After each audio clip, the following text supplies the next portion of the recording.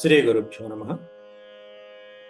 వ్యాస విరచిత శ్రీమద్భాగవతంలో దశమ స్కందంలో నేడు మనం 45వ అధ్యాయం ప్రవచించుకుంటున్నాం. ఈ అధ్యాయంలో వాల్మీకి వ్యాసుల వారు బలరామకృష్ణుల యొక్క ఉపనయన మహోత్సవ వేడుక గురించి వర్ణించటము, అంతేకాకుండా గురుకులానికి వెళ్ళేటువంటి వర్ణన, ఈ రెండు కూడా అద్భుతంగా ఈ 45వ అధ్యాయంలో వర్ణించడం జరిగింది. సర్వజగత్తుకి గురువైనటువంటి జగద్గురువు అయినటువంటి కృష్ణ పరమాత్ముడికి ఆయనే ఒక గురువు దగ్గరికి వెళ్ళి చతుషష్ఠి కళలు కూడా అభ్యసించడం అనేటువంటిది అద్భుతమైనటువంటి ఘట్టం. అది ఆయన కోసమా లేకపోతే మనబోటి వాళ్ళ కోసమా ఆయన ఈ విధంగా చేసింది? 64 రోజులలో 64 కళలను అభ్యసించారు స్వామివారు. అలాగే ఉపనయన సంస్కారం ఎవరు చేశారు అనేటువంటి వివరాలన్నీ కూడా ఈరోజు మనం చెప్పుకోబోయేటువంటి పాఠంలో మనం తెలుసుకుంటాం. ముందుగా భగవత్స్మరణ చేసుకుని ప్రారంభించుకుందాం. ఓం శుక్లాంబరధరం విష్ణుం శశివర్ణం చతుర్భుజం ప్రసన్నవదనం ధ్యాయేత్ సర్వవిఘ్నోపశాంతయే. వ్యాసం వసిష్ఠనప్తారం శక్తేః పౌత్రమకల్మషం పరాశరాత్మజం వందే సుఖతాతం తపోనిధిం. వ్యాసాయ విష్ణురూపాయ వ్యాసరూపాయ విష్ణవే నమో వై బ్రహ్మనిధయే వాసిష్ఠాయ నమో నమః. నారాయణం నమస్కృత్య నరం చైవ నరోత్తమం దేవీం సరస్వతీం వ్యాసం తతో జయముదీరయేత్.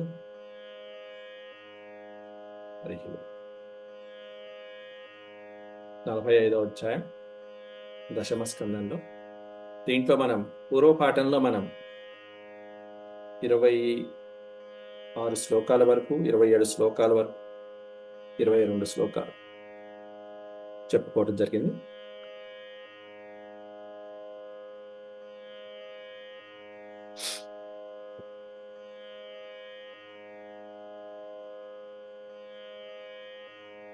తల్లిదండ్రుల గురించి వర్ణిస్తూ శ్రీకృష్ణ పరమాత్ముడు అద్భుతమైనటువంటి విధంగా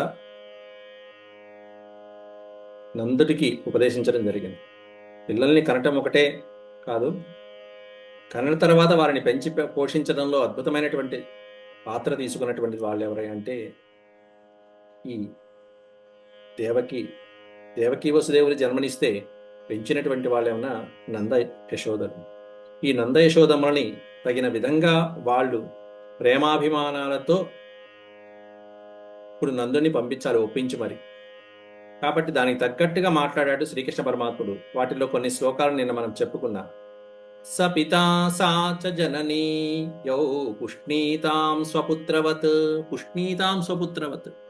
తన కుమారుడిగా వృద్ధి చెందించినటువంటి వాళ్లే తల్లిదండ్రులు. ఎవరు? శిశూన్ బంధుభిః ఉత్సృష్టానకల్పైః పోష రక్షణే. విధివశాత్తు పోషించలేక భరించలేక ఎవరైతే పిల్లల్ని వదిలిపెట్టి వేస్తారో, త్యజిస్తారో, అట్లాంటి పిల్లల్ని చేరదీసి ఎవరైతే ఆప్యాయంగా పెంచి పెద్ద చేస్తారో అట్లాంటి వాళ్ళు నిజమైనటువంటి తల్లిదండ్రులు కదా. అట్లా మీరు మమ్మల్ని ఇద్దరిని కూడా పెంచి పెద్ద చేశారు నాన్న అంటూ నందుణ్ణి సాదరంగా ఆప్యాయంగా యాతయూయం వ్రజం తాత వయం చ స్నేహ దుఃఖితాన్ జ్ఞాతీన్ వో ద్రష్టుమేష్యామో విధాయ సుహృదాం సుఖం. నాన్న, ఇక మీరు మన వ్రజానికి వెళ్ళిరండి. అక్కడ మీకోసం అందరూ ఎదురు చూస్తూ ఉంటారు. తాత ఏ తాత అంటూ నందుణ్ణి సంబోధన చేస్తూ కృష్ణ పరమాత్ముడు యూయం వ్రజం యాత అంటే వెళ్ళిరండి అని అర్థం. మీరు ఇంకా వ్రజానికి వెళ్ళండి. వయం చ స్నేహ దుఃఖితాన్, ఎట్లాంటి మీరు అనేటువంటిది వర్ణిస్తున్నారు. స్నేహ దుఃఖితాన్, మా మీద ఉండేటువంటి ఆప్యాయత అనురాగాలతో మీరు వెళ్ళలేరని మాకు తెలుసు. మా మీద బెంగ పెంచుకుంటారని తెలుసు. ఆ బెంగపడేటువంటి మాట వాస్తవమే, కానీ మీకు ఎలా ఉంటుందో మాకు అలాగే ఉంటుంది. కానీ అక్కడ మన కోసం ఎదురు చూస్తుంటారు. మీకోసం, మీ రాక కోసం అమ్మ ఎదురు చూస్తూ ఉంటుంది. జ్ఞాతీన్ వో ద్రష్టుమేష్యామో విధాయ సుహృదాం సుఖం. ఇక్కడ ఉన్నటువంటి మన సుహృదులు ఎవరైతే ఉన్నారో, మన యాదవ వీరులు, వాళ్ళందరికీ కూడా కొన్నాళ్ళు మేము ఇక్కడ సుఖాన్ని కలిగించి సంతోషాన్ని కలిగించి విధాయ సుఖం విధాయ సుఖాన్ని కలిగించి ఆ తర్వాత మళ్ళీ మేము కూడా జ్ఞాతీన్ ద్రష్టుమేష్యామ మన వాళ్ళందరినీ చూడటం కోసం మళ్ళీ తిరిగి మేము అక్కడికి వస్తాం. తప్పకుండా మా రాక కోసం నిరీక్షిస్తూ ఉండేటువంటి మీకోసము అలాగే మన వాళ్ళందరినీ చూడటం కోసము ద్రష్టుం ఏష్యామ తప్పకుండా చూడటానికి మేము వస్తాము అని బలరామకృష్ణ ఇద్దరు కూడా నందుడికి చెప్పడం జరుగుతున్నది. ఈ విధంగా కాస్త ధైర్యవచనాలు పలికి సాంత్వనపరిచి ఏవం సాంత్వయ్య భగవాన్ నందం సవ్రజమచ్యుత వాసోలంకార కుప్యాబ్జైర అర్హయామాస సాదరం. ఈ విధంగా భగవంతుడు నందం సాంత్వయ్య విడిచిపెట్టలేక వెళ్ళిపోవడం కుదరక వెళ్ళనా వద్దా వీళ్ళని ఎలా విడిచిపెట్టి వెళ్తాననేటువంటి బెంగతో ఉన్నటువంటి నందుణ్ణి సాంత్వనపరిచి వ్రజానికి వెళ్ళమని చెప్పి అచ్యుతుడు శ్రీకృష్ణ పరమాత్ముడు చెప్పడం జరిగింది. ఆ వెళ్ళేటప్పుడు వాళ్ళందరికీ కూడా నందుడితో పాటు వచ్చినటువంటి వాళ్ళందరికీ కూడా వాళ్ళకి అర్హతకి తగ్గట్టుగా వాసో అలంకార కుప్యాత్యై, వాసము అంటే వస్త్రాదులు, అలాగే అలంకారాలు, వాళ్ళు ఆభరణాలు ఏవైతే అలంకారాదులు ధరిస్తూ ఉంటారో ఆ గోపాలకులకి తగినటువంటి అలంకారాదులు, కుప్యాజ్యై, కుప్యాజ్యై అంటే అనేకమైనటువంటి లోహములతో చేసినటువంటి పాత్రలు, మామూలుగా కమండలాలు కానీ మొదలైనటువంటివన్నీ ఎక్కువగా వాడుతూ ఉంటారు ఆ ప్రాంతంలో. అందులోనూ మధురా నగరంలో విరివిగా దొరికేటువంటి పాత్రలు, ప్రముఖమైనటువంటివి పూజాలు పాత్రలు, లేకపోతే వంట పాత్రలు మొదలైనటువంటివన్నీ కూడా అది మనకి బంగారం వెండి కాకుండా వేరే ఏవైతే మనం పాత్రలు ఉపయోగిస్తూ ఉంటామో అటువంటి పాత్రలు ప్రముఖమైనటువంటివి. ఆ పూర్వకాలం అంతా రాగి ఇత్తడే, వాటితో చేసినటువంటివన్నీ కూడా ఇవ్వడం జరిగింది. వాసో చక్కటి వస్త్రాలు, పట్టు వస్త్రాలు, అలంకారాదులు, వీటితో అన్ని కూడా. అర్హయామాస సాదరం, అర్హయామాస అంటే పూజించడం, ఒక్కొక్కళ్ళని తగు విధంగా గౌరవిస్తూ ఎవరిని ఎలా పూజించాలో వాళ్ళకి అవి ఇస్తూ ఆ విధంగా సాదరంగా వినయంగా విధేయతతో నందాదుల్ని సేవించారు బలరామకృష్ణుడు. ఇత్యుక్తస్తౌ పరిష్వజ్య నందః ప్రణయ విహ్వలః పూరయన్ అశ్రుభిర్నేత్రే సహ గోపైర్వ్రజం యయౌ. ఇక విడిచిపెట్టలేక తప్పదన్నట్టుగా నందుడు తిరిగి వెళ్తున్నాడు వ్రజానికి. ఇతి ఉక్తః తౌ, ఈ విధంగా పలకబడినటువంటి బలరామకృష్ణుల్ని ఒక్కసారిగా పరిష్వజ్య నందః ఆలింగనం చేసుకుని తండ్రి ఒక్కసారి దగ్గరికి తీసుకున్నాడు ప్రేమతో వాళ్ళిద్దరిని. ప్రణయ విహ్వలః, ఆత్మీయతానురాగాలతో ఆపుకోలేక ఒక్కసారిగా ఇట్లాంటి పిల్లల్ని విడిచిపెట్టడం నాడు ఎలా సాగింది ఆ బృందావనంలోనూ ఆ వ్రజంలో ఎన్ని అద్భుతాలు చూపించాడు. అట్లాంటి పిల్లల్ని, బంగారం లాంటి పిల్లల్ని, పరమాత్ముని విడిచిపెట్టి వెళ్ళాలంటే ఎవరికి ఇష్టమవుతుంది? ఆపుకోలేక వస్తున్న కన్నీళ్ళని ఆపుకుంటూ పూరయన్ అశ్రుభిః నేత్రే, ఆ వస్తున్నటువంటి నేత్రాలని కళ్ళ దగ్గర ఆపుకుంటూ సహ గోపైర్వ్రజం యయౌ, వచ్చినటువంటి గోపాలకులతో పాటుగా వ్రజానికి తిరిగి వెళ్ళిపోయాడు నందుడు. ఆ తర్వాత వసుదేవుడు శుభముహూర్తాన్ని పెట్టించు చక్కగా అథ సూరసుతో రాజన్ పుత్రయో సమకారయత్ పురోధసా బ్రాహ్మణైశ్చ యథావద్విః ద్విజ సంస్కృతి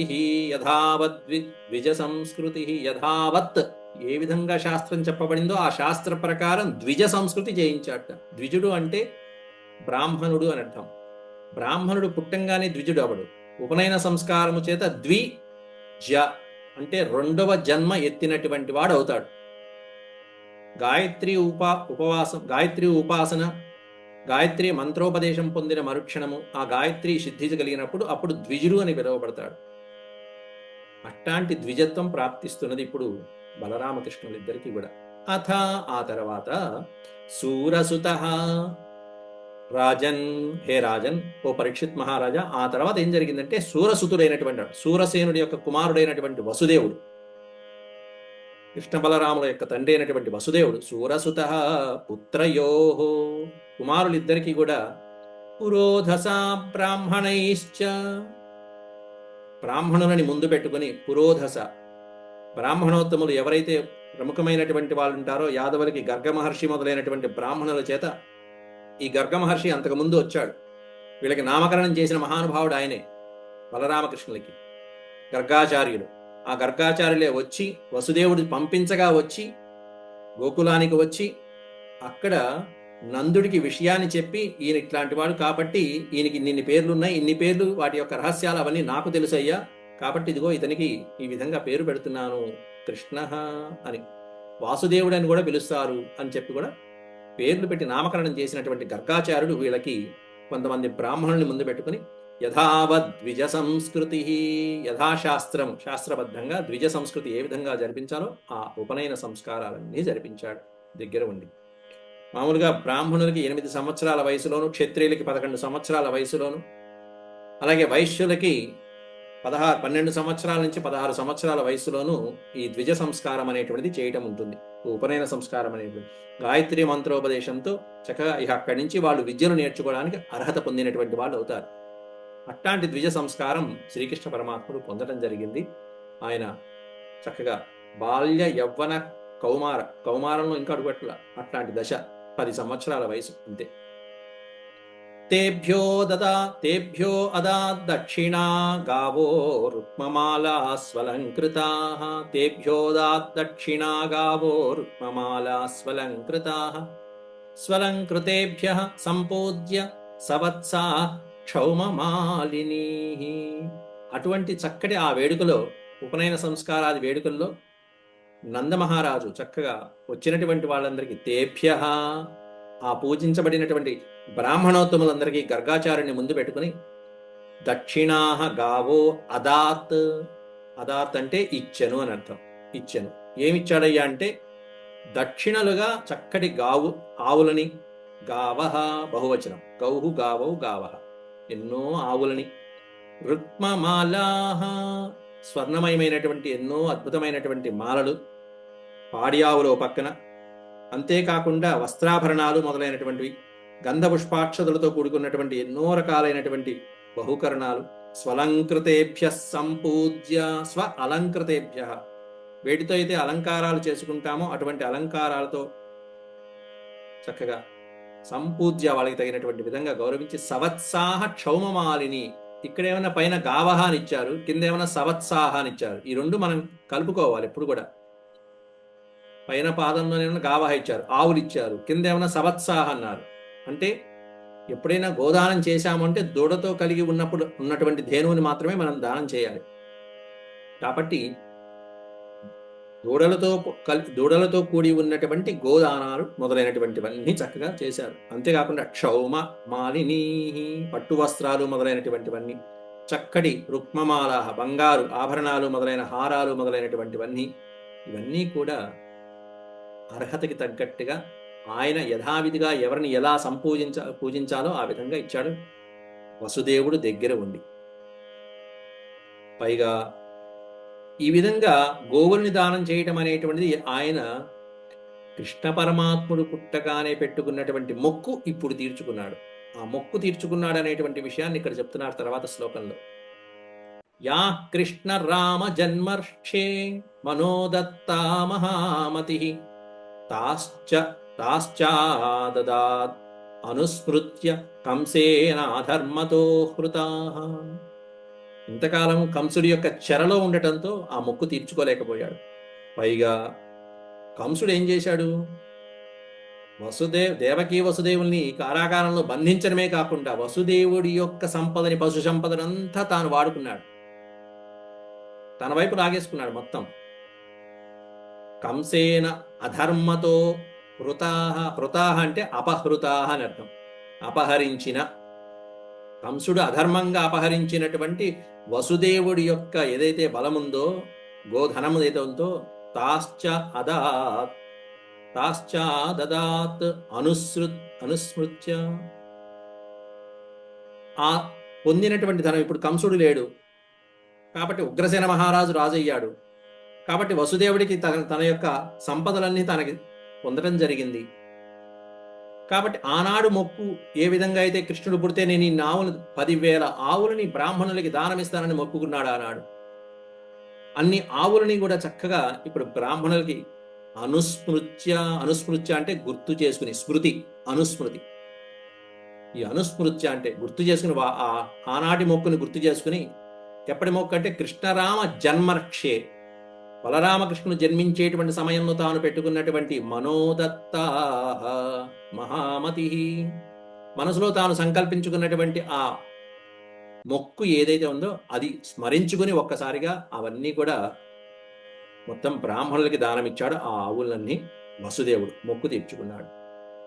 మరి ఇన్నాళ్ళు ఎందుకు మొక్కు తీర్చుకోలేదంటే కంసుడి కారాగారంలో పెట్టాడు. పైగా వసుదేవుడి యొక్క ధనాన్నంతా అపహరించి అధర్మంగా తాను హస్తగతం చేసుకున్నాడు. అపహృతాహ హృతాహ అపహరించాడు. ఇప్పుడు అంతా మళ్ళీ వసుదేవుడి వంతు వచ్చేసింది. అట్లా మహామతి అయినటువంటి వసుదేవుడు చక్కగా తాను అనుకున్నటువంటి మొక్కుని నెరవేర్చుకున్నాడు, తీర్చుకున్నాడు. ఈ మొక్కులు తీర్చుకోవడం అనేటువంటిది మన సాంప్రదాయం రామాయణ భారత భాగవతాల్లో స్పష్టంగా కనిపిస్తూ ఉంటుంది.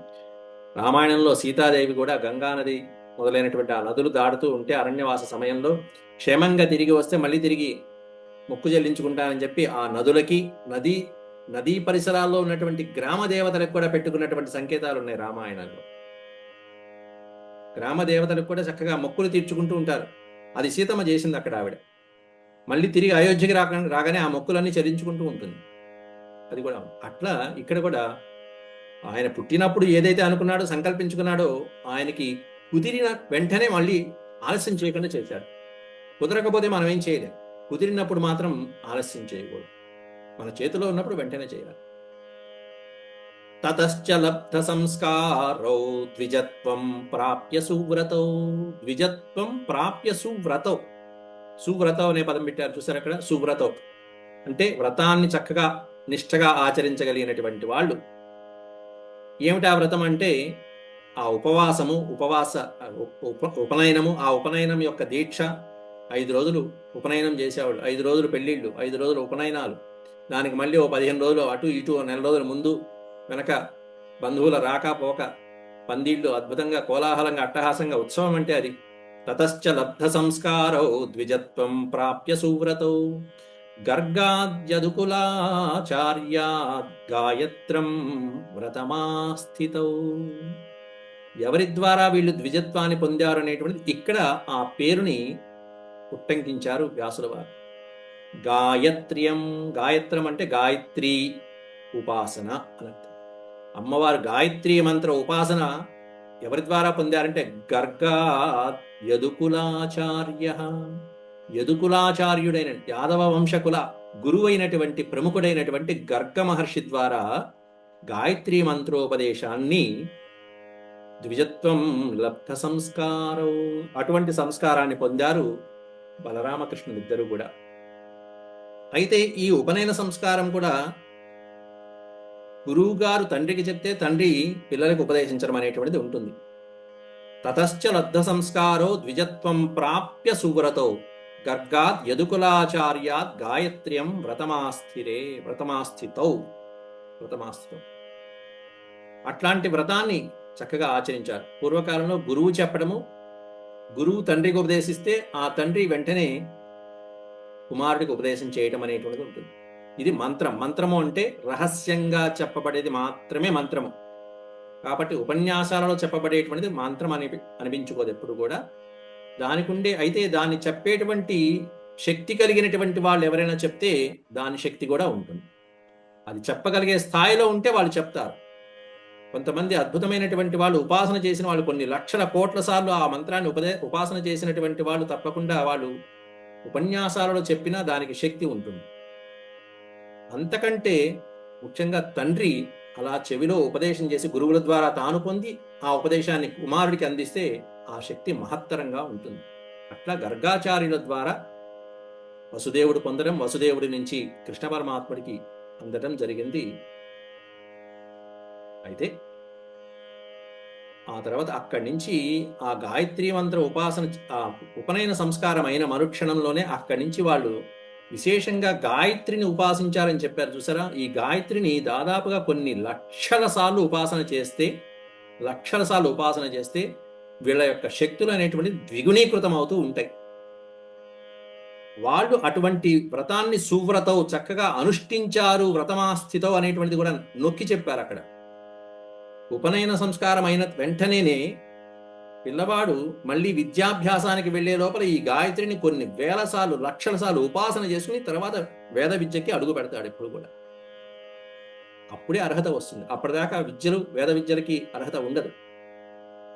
అట్లాంటి ఉపాసన పొంది అప్పుడు పరమాత్ముడు గురువు దగ్గర విద్యల్ని అభ్యసించడానికి ఇక సుముఖంగా ఉన్నాడు, సిద్ధమయ్యాడు.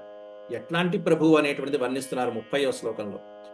ప్రభవౌ సర్వ విద్యానాం సర్వజ్ఞౌ జగదీశ్వరౌ నాణ్య సిద్ధామలజ్ఞానం గూహమానౌ నరేహితైః. ప్రభవౌ సర్వ విద్యానాం ప్రభవ అంటే పుట్టుక అని అర్థం. జన్మస్థానము, పుట్టుక అని అర్థం ప్రభవం అంటే. ఈ కృష్ణ పరమాత్ముడు దేనికి పుట్టుక అంటే సర్వ విద్యలకి నిధి ఆయనే. సమస్త విద్యలకి భాండాగారం, సమస్త విద్యలకి మూలకారకుడైనటువంటి వాడే, సర్వజ్ఞుడైనటువంటి వాడే. ఆయనకి తెలియంది ఏముంది, ఆయన సర్వజ్ఞుడే.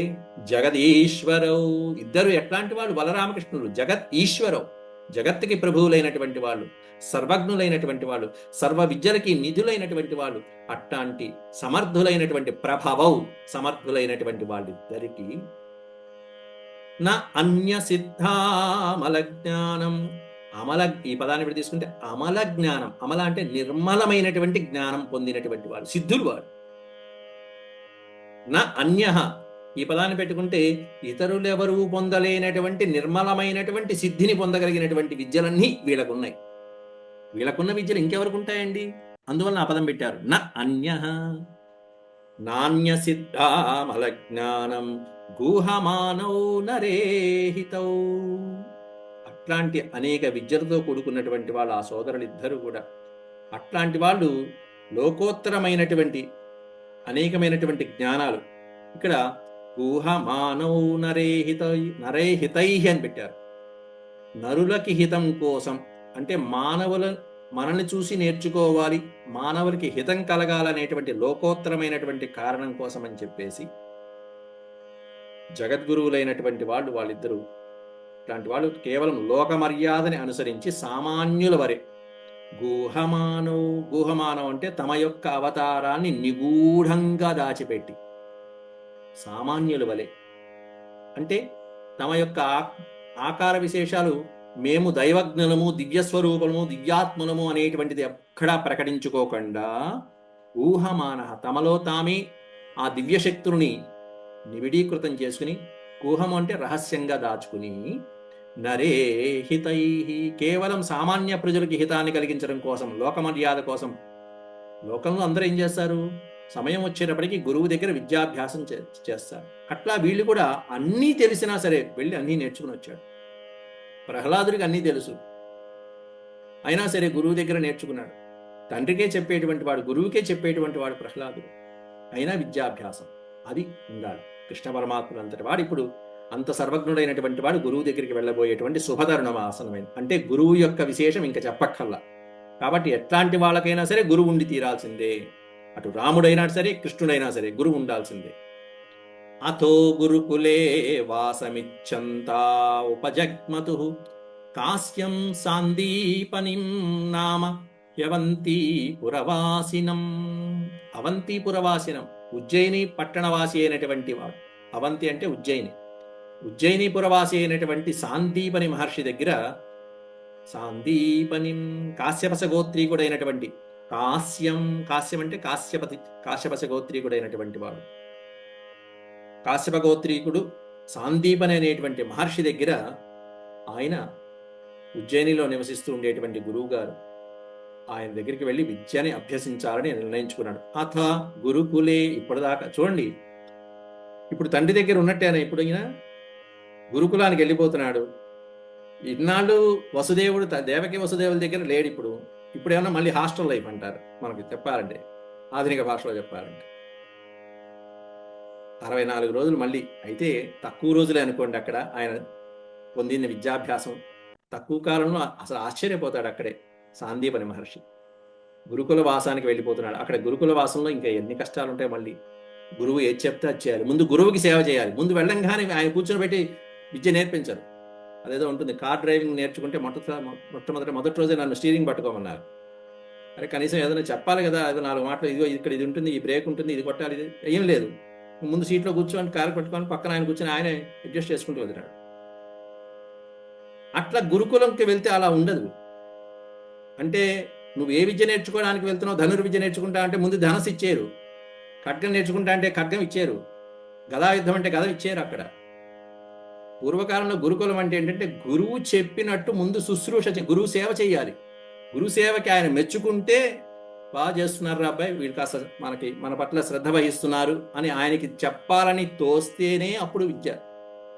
అప్పటిదాకా ఈ పిల్లల్ని శుభ్రంగా గురుకులంలో రకరకాల విద్యలతో అన్ని, అంటే కాస్త ఆ గురుకుల వాసానికి అటు ఇటు పిల్లలు ఏ విధంగా ఉండగలుగుతున్నారు అనేటువంటిది చూసుకుంటూ వెళ్తారు. ఈ లోపల గురువు గారికి సేవ చేసుకోవడం వల్ల వచ్చినటువంటి శక్తిని వాళ్ళు పరీక్షిస్తారు. గురువుని పక్కన మన ఇంట్లో దేవుడిని ఏ విధంగా అయితే ఆరాధిస్తూ ఉంటామో కాస్త ఓ చెంచాడు పుణ్యం వస్తూ ఉంటుంది. అలాగే గురువుకి సేవ చేసుకుంటే ఇంకొంచెం ఓ చెంచాడు పుణ్యం, తల్లిదండ్రులకి సేవ చేసుకుంటే ఇంకొంచెం పుణ్యం. ఇవన్నీ దానివల్ల వచ్చేటువంటి శక్తిని చూసుకుని ఇప్పుడు వీడు ఈ విద్యకి అర్హుడైనటువంటి వాడు అని గురువుకి అనిపించిన అప్పుడు శిక్షణ మొదలు పెడతారు.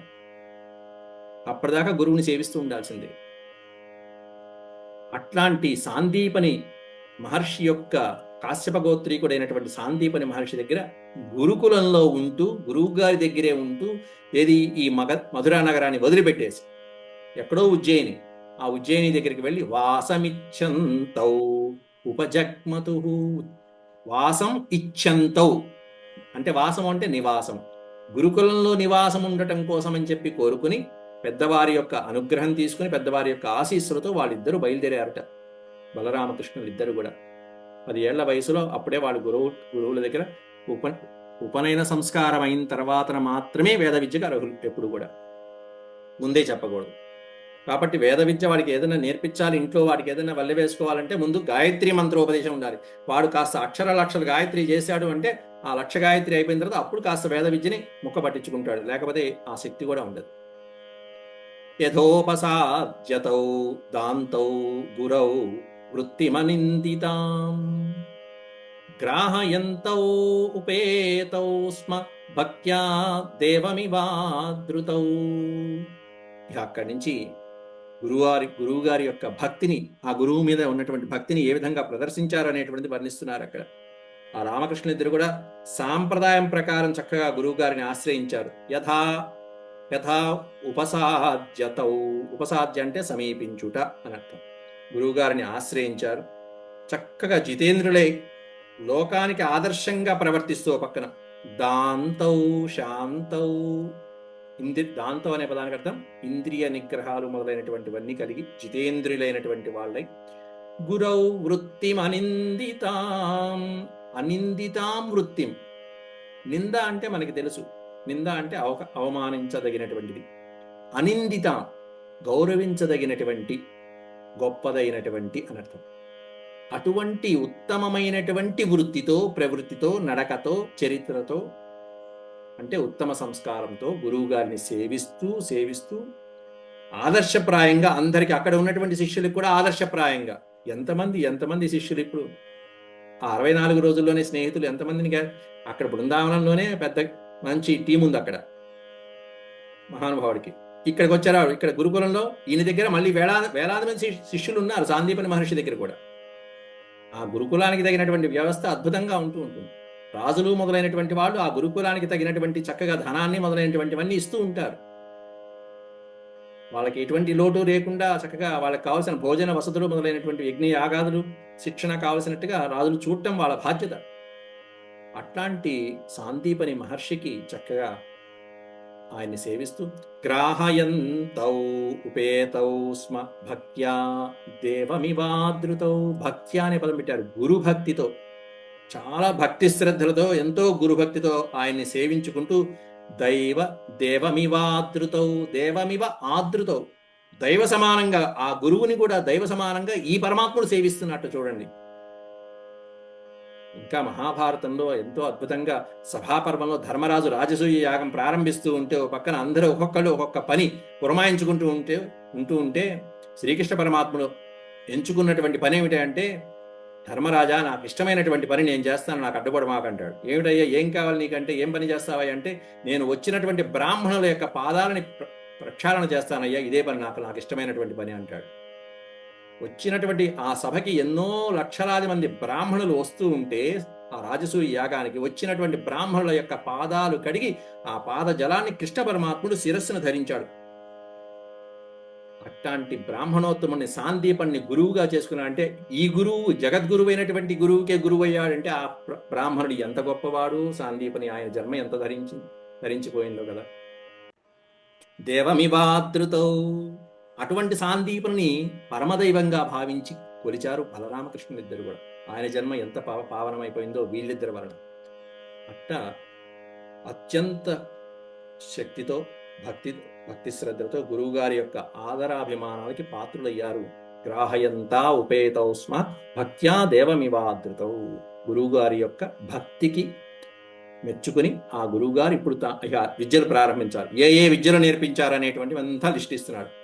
ముందు కొన్ని మాత్రమే చెప్పారు, ఆ తర్వాత 64 కళలు నేర్చుకున్నారని చెప్పి కాస్త తగ్గించేశారు వ్యాసులు వారు. ఇంకా చూస్తే ఆ 64 కళలు కూడా ఏమిటో ఎట్లా ఉంటుందో చూద్దాం మనం తర్వాత.